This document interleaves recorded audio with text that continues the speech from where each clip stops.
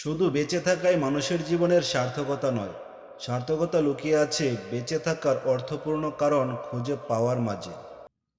জীবন গণিতের মতো আনন্দ যোগ করো, হতাশ বিয়োগ করো, খুশি গুণ করো, দুঃখ ভাগ করো, আর সুন্দর একটা সমীকরণ দিয়ে জীবনের মান প্রকাশ করো।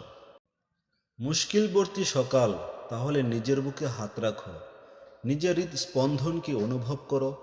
তুমি এখনো বেঁচে আছো, কারণ এই পৃথিবীতে তোমার এখনো কোনো কিছু করার বাকি আছে।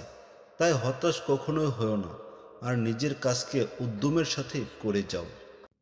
সেই জীবনকে তুমি ভালোবাসো, যেই জীবনকে তুমি পেয়েছো, আর সেই জীবনযাপনকে তুমি তৈরি করার চেষ্টা করো, যেটার তুমি স্বপ্ন দেখো।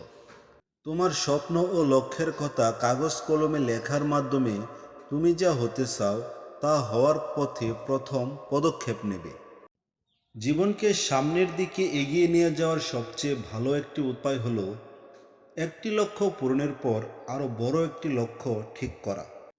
আপনি নিজের জীবন যা কিছু চান তা পেতে পারেন, যদি আপনি কেবল অন্য লোকেরা যা চান তা পেতে সহায়তা করেন।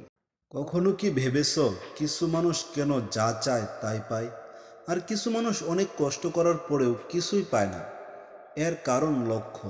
কিছু লোকের লক্ষ্য আছে, কিছু লোকের নেই। লক্ষ্য থাকলে অর্জন করতে পারবে, লক্ষ্য না থাকলে কোনো কিছুই করতে পারবে না।